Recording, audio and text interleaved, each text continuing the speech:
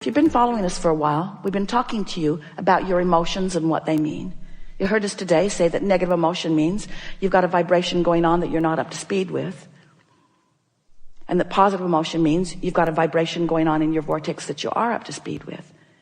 So today we want you to contemplate that these emotions, which go all the way from appreciation and love and ecstasy, passion, fulfillment, love, that feeling of invincibility, that feeling of eagerness for life, you know how that feels, all the way down to despair, to a feeling of fear, to a feeling of disempowerment, to a feeling that they don't want me to win, that feeling of having no control of your life. And of course, there's every imaginable emotional word or feeling in between all of that.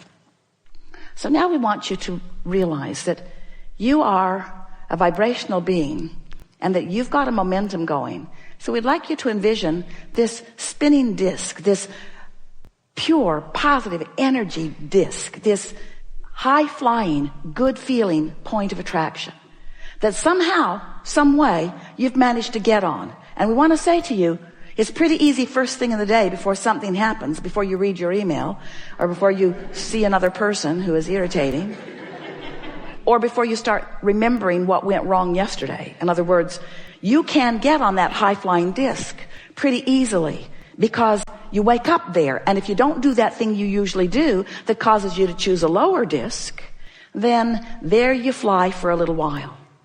And we want you to just speculate the kinds of magnificent things that you have incrementally put into your vortex of creation that will now flow seamlessly, effortlessly, quickly through the path of least resistance into your spinning grid, into that high-flying, good-feeling grid. Esther's been having a lot of fun with this visual because she's discovered that if she cares about getting on it, she most always does. And if she cares about staying on it, then she's mindful of the 17-second scenarios that might take her from it. And she's also become really good at what we were offering to you earlier about if she's falling and the momentum is strong, don't beat up on Esther about it. Don't beat up on yourself. Just take the fall and set forth the intention that tomorrow you're going to get back on it. So if every morning you decide you're going to get on it, first couple of days you probably won't make it to breakfast before something takes you from it. But eventually it's where the momentum of that which is you feels most natural. It's just pretty easy to stay there, especially when you realize that by staying general, you don't challenge it, you don't risk anything. And that if you do fall off, it's no big deal. You can get back on it tomorrow. So last week, Esther announced to us, Abraham, I refuse to accept that I have to wait till tomorrow morning to get back on the disc. Because I like being on it so much. And I'm clearly not on it right now for all of the obvious reasons, because you saw what happened. It was wrong what they said, what they did, how it turned out. Wrong. But I refuse to accept that I have to wait clear until tomorrow morning to get back on it. I'm going to meditate and clear my mind. Worked really good. I'm going to find some way of distracting myself. I'm going to find a way of slowing the momentum of unwanted things while I speed the momentum of wanted things. And this is the last piece of this opening that we want you to hear from us. Make no effort at slowing negative momentum because it just speeds it. Because this is a universe of inclusion. There's no exclusion. It's all about attraction. So when you're not going to think about that thing that you're thinking about, then you're thinking about that thing you're not going to think about. And as you're thinking about that thing you're not going to think about, you're thinking about that thing you're not going to think about. And the momentum is getting stronger and stronger and stronger. And you're feeling worse and worse and worse and getting all animated about the injustice of what you're feeling. They just don't want me to win, you exclaim. And we want you to understand that it's all about what you're doing. And when it doesn't feel good, just lay as low as you can lay, as fast as you can do it. So rather than trying to stop negative momentum, your work, this is your assignment for the rest of your life. We never give homework. but today we're going to find ways to get positive momentum going. That's it. That's your work. Get on the disc. Stay there as long as you can. If you fall off, no big deal. Get back on as quickly as you can. If you fall off, no big deal. Get back on. Until what will begin to happen is you'll have enough positive momentum that you'll begin feeling what the true power of influence is that we've been talking about. If you're having a no good, very bad day, Esther will say, clearly, I'm on the ornery disc. And I can tell I'm on there because there's ornery people all around me. Or I'm on the defensive disc. And your tendency, Esther's too, is to want to blame the other ornery people. Because if they weren't there with her and being ornery, she'd feel a lot better. But we want her and all of you to understand she met them there.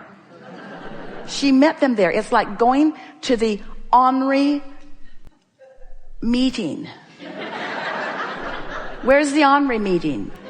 Where's the ornery meeting? I want to meet new ornery friends. Like to be flipped off by different people in traffic today than usual.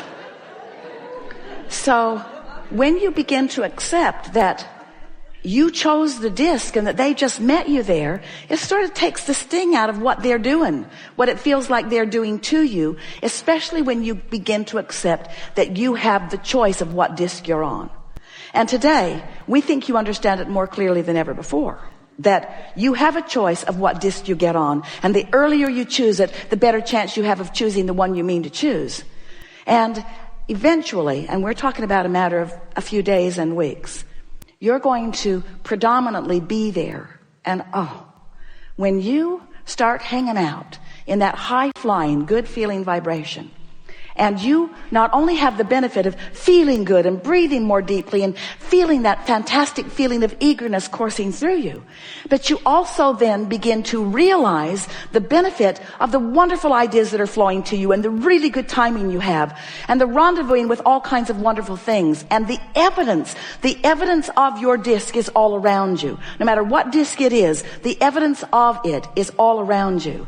Then you'll begin to understand the invincible you. You'll begin to understand that you are the creator of your own reality. You'll begin to understand you always have been and you always will be, but you'll begin to exercise more deliberate control. And you'll find yourself, this is the biggest benefit of all. You'll find yourself not spending all of that time, how much time you can spend, trying to explain something to somebody who's not on your disc. Have you ever been flying high and somebody else isn't and you're trying to explain to them? They don't get it, do they? So you just crawl right down on their disc with them so that they can understand it. And then, are you ever mad at them that you're down there on that disc with them? You get so much time back because you begin to understand that it's not a language barrier.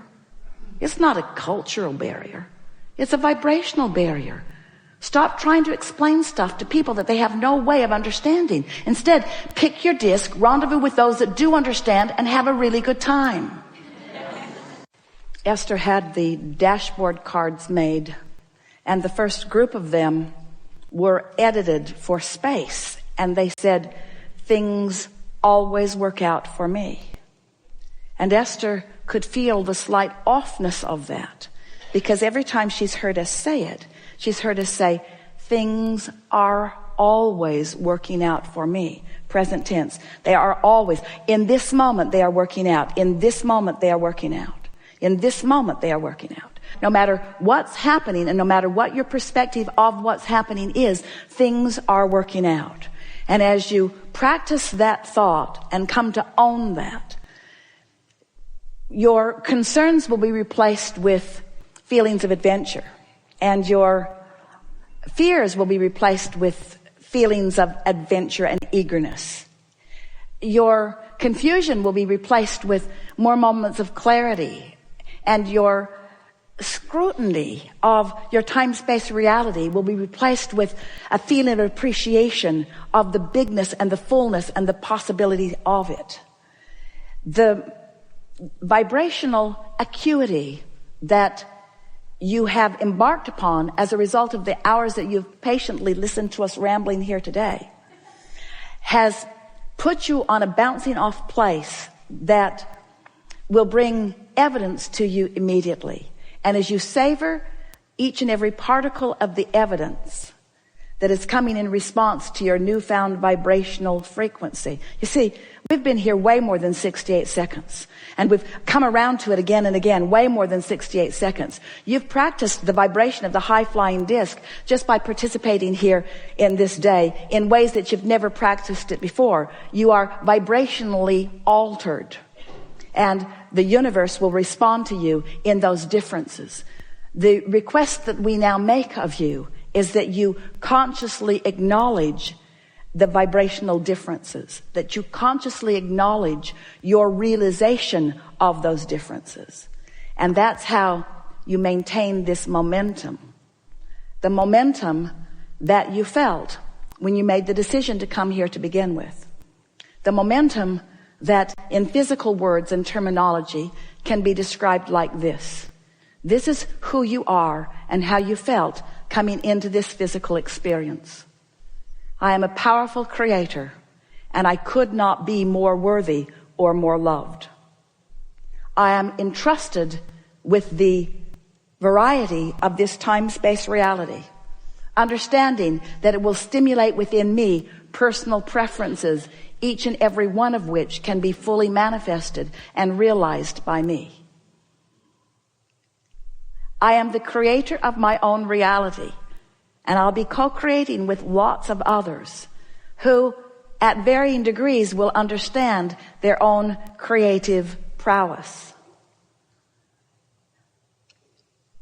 I'm born with an emotional guidance system that will always let me know where I am in relationship with the expansion that has been set out before me by me. And the alignment that I find and the resonance I feel in the form of emotions that feel like joy and eagerness and passion and love and appreciation and frustration and anger and despair. The emotions that I feel are my indicator of my vibrational placement, my vibrational point of attraction in this moment in time, which is where all of my power is. Today, we have literally pushed that reset button so that you are in that fresh new place, if you will allow it. So get your notebook or the memo pad on your iPhone and take note of the realization that's going to begin in the moment that this music starts, in reminding you of the perfection of that which is you, of the love that Source has for you, of the perfection of your moment in time, of the improvement in your vibrational state of being, of your rightness in this place in the universe, of your perfect timing in choosing to be here, in your perfect rendezvousing with those who are surrounding you. Make note of the obvious differences in your point of attraction. And in doing so, you will keep this momentum going. And it is our promise to you that not only will you continue to live happily ever after, but everything that you've been asking for will begin in this moment flowing steadily, directly, swiftly, and with ease into your experience. The fun part for us is that we saw you put each piece in the vortex, but you've forgotten the pieces that you've put there.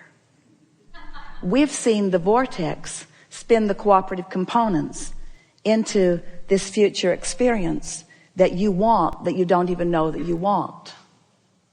So you are